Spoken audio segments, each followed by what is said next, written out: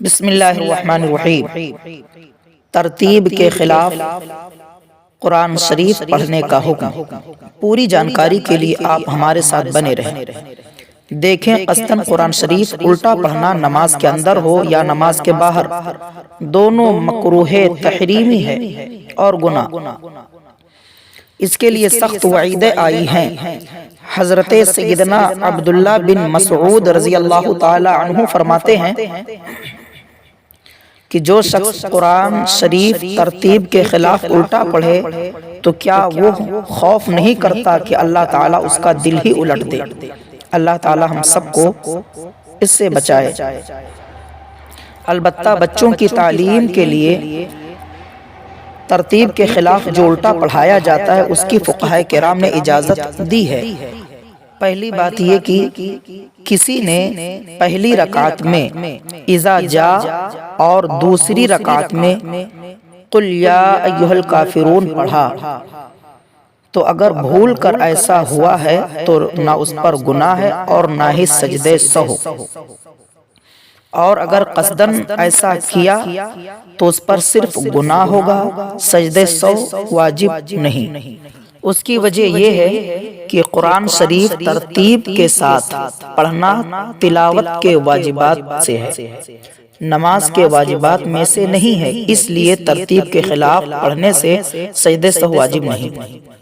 دوسری بات یہ کہ ترتیب کے خلاف سورت شروع کر کے پھر ترتیب سے پڑھنا، تو کسی نے بھول کر دوسری رکعت میں ترتیب کے خلاف سورہ شروع کر دی، مثال کے طور پر پہلی رکعت میں اذا جاء پڑھی اور دوسری رکعت میں قل یا ایھا الکافرون شروع کر دی، تو پھر یاد آیا اس کو چھوڑ کر ترتیب کے موافق تبت یدا پڑھا تو سجدے سے واجب نہیں، نماز ہو گئی۔ مگر ایسا کرنا مکروہ ہے، بلکہ جو خود بخود بے اختیار زبان پر سورہ جاری ہو جائے اسی کو پڑھے، چھوڑنا نہیں چاہیے۔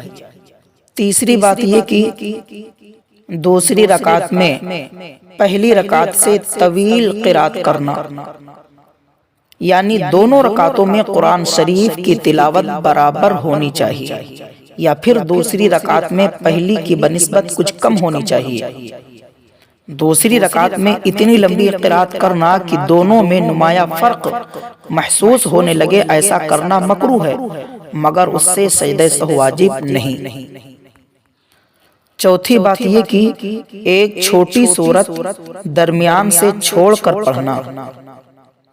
پہلی رکعت میں کوئی سورت پڑھی اور دوسری رکعت میں ایک چھوٹی سورت درمیان سے چھوڑ کر پڑھنا، یہ مکروہ ہے۔ اگر وہ درمیان والی سورت بڑی ہے کہ اگر اس کو پڑھتا ہے تو دوسری رکعت کی قرات پہلی رکعت سے طویل ہو جائے گی، تو اس صورت میں حرج نہیں۔ مثال کے طور پر والتینی کے بعد انا انزلنا پڑھنے میں حرج نہیں، اور اذا جاء کے بعد تبت یدا بیچ سے چھوڑ کر قل هو اللہ پڑھنا نہیں چاہیے۔ اسی طرح فرض کی پہلی رکعت میں ایک سورہ کی چند آیتیں ایک جگہ سے پڑھی اور دوسری رکعت میں اسی سورہ کی چند آیتیں پڑھی تو حرج نہیں۔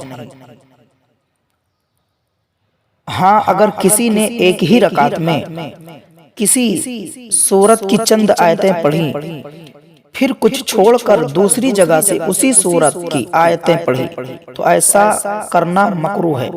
اگر بھول کر ایسا ہوا ہے تو یاد آتے ہی لوٹائے اور چھوٹی ہوئی آیتیں دوبارہ پڑھے، مگر اس پر سجدے سہو واجب نہیں۔